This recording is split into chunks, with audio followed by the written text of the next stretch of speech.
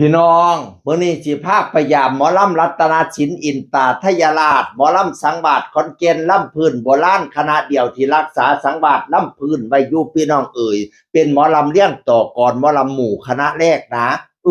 แต่ก่อนนั้นเป็นหมอลำพื้นลำก้นเดียวลำอยู่เป็นแผ่นเดียวพี่น้องหมออีพออินตาบัดนี้มาร่วมโตกันหลายผู้หลายคนเขาก็เอิ้นหมอลำหมู่พี่น้อง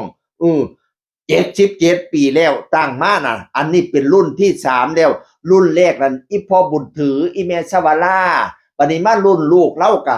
ใหญ่สุริยา1สุรชาติเจี๊ยบทิติมาเพิ่นมีลูก2 3คนเนาะลูก3คนบัดนี้มาฮอดรุ่นหลานเลยดิโซ่รุ่นหลานแล้วสุกหลังรุ่นหลานขึ้นแล้ว ลูกชายของเจี๊ยบทิติมาตุ้ยชินวัตรหล่อขาวปันไข่ปอกขาวปันดอกฝ้ายขาวปันลูกจิกยิ้มออกแล้วโอ้ยมีแขวเสน่ห์โพดพร้อมพี่น้องเอ้ยยิ้มออกไปห้างนั่งใหม่สาวน้อยสาวใหญ่ลมตายเป็นเรา โอ้ยมีเสน่ห์พี่น้องเอ้ยโอ้ยลูกทางดังคมก็ยังว่าไปแสดงทางไหนโอ้ยมาไล่แดงจึงครึ่งแตกโกบเขาเจ้าพามากันมาเบิงบอดหน่อยมาเบิงหัวหน้าน้อยรัตนศิลป์อินตาทยราชพี่น้องเอ้ยนอกจากลูกชายของอันเจี๊ยบทิติมาแล้วยังมีลูกชายของใหญ่สุริยาด้วยลูกชายใหญ่น่ะปื้มนัทธวิโรจน์พระเอกปื้มพระเอกตุ้ยพระเอกน้อยบอดน้อย2คนสิมาบริหารดิบัดนี้เนี่ย ขึ้นห้านขึ้นเวทีพร้อมกันตั้งแต่กี้ตอนแรกเนาะตุ้ยมาก่อนตุ้ยเนี่ยขึ้นเวทีกับแม่เจี๊ยบทิติมาโอ้ยจูงเอาลูกชายดีเนาะเพิ่นแพงลูกเพิ่นพี่น้องเอ้ยลูกเพิ่นก็เป็นตาฮักเป็นตาแพงเป็นตาแยงเป็นตาเบิ่งให้ตัวขึ้นห้านขึ้นเวทีผู้สาวทั้งหอมแก้มทั้งบ่ายแก้มกับปานนั้นมาไล่แดงจึงครึ่งก็ยังว่าขึ้นห้านบ่ทันใดก็ได้พี่น้องเอ้ย กำลังหัดกำลังเฮียนยิ้มดียิ้มงามก็จังว่าเว้ามวนเว้านัวพร้อมบัดนี้น้องปื้มบัดนี้น้องปื้มนัทธวิโรจน์ลูกชายของใหญ่สุริยาพี่น้องเอ้ยอันนี้ก็กำลังหัดกำลังเฮียนหัดยิ้มหลายๆบักหลายยิ้มให้คือพ่อของตัวน่ะพ่อใหญ่สุริยาน่ะเด้อยิ้มแล้วก็เบ้าม่วนๆล่ำม่วนๆกำลังหัดกำลังเฮียนเด็กน้อยรุ่นใหม่พี่น้องเอ้ยแต่ว่าผู้สาวนี่โตแต่โคบเด้อข้าเจ้ามาเบิงบอดน้อยมาเบิงบอดปื้มมาเบิงบอดตุยโดยเฉพาะบอดตุยนี่โอ้ยยิ้มออกนี่ข้าเจ้าว่า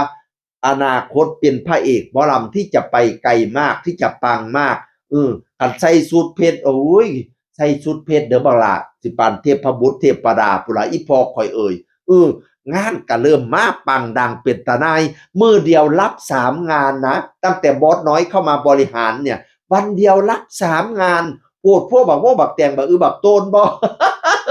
บัดนี้เด้อรัตตาสิปังสิดังไปนาน่ะ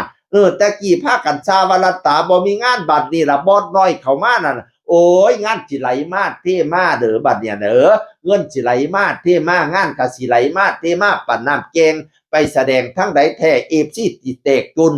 นล้นอังสนามข้าเจ้ามาเบิงบอดน้อยมาเบิงบอดอันตุยมาเบิงบอดปืมพี่น้องเอ๋ยจักรอบ่รอจักตะฮักบ่ตะฮักแม้บอดหนุเสียงวิหกอดบ่ไหวโพดหาพี่เจี๊ยบทิติมาอยากให้พี่เจี๊ยบทิติมาพาหลานตุยมาอันขึ้นเวทีคู่กันกับอาอายกับนกพงศกรให้พะนะว่านั่นน่ะ ย่านแต่อาอายเขินให้ว่าซั่นว่าน่ะ ลัดตาก็เลยตอบมาว่าโอ้ยจักไผสิเขินไผว่าซั่นว่านั่นน่ะตุ้ยก็เป็นผู้บ่าวขึ้นใหม่ผู้บ่าวน้อยก็สิเขินก็สิอายเพราะปันกันนั่นล่ะน้องอายสิอาอายสิอายเพราะบูแล้วแกสนามแล้วเพิ่นนั่น เพิ่นยังขี้ดื้ออยู่น้องอาอายนั่นน่ะบัดนี้อันผู้นี้ผู้เป็นบ่าวขึ้นใหม่เนาะอยากอายอยู่ยังจูงแขนแม่ขึ้นมาอยู่ผู้บ่าวตุ้ยเนี่ยพี่น้องเอ๋ยก็มารอลุ้นดูการพัฒนาของพระเอกตุ้ยพระเอกตั้มรุ่นทายาทรุ่น3บอสน้อยแห่งรัตตะต่อไปว่าจะเป็นอย่างไรพี่น้องเอ๋ยจะหงเฮียงเหลียงเลี่ยมจะปังจะดังหรือเปล่าเสียงอื่นคนเก่ามาเว้าสู่ฟังสวัสดีครับ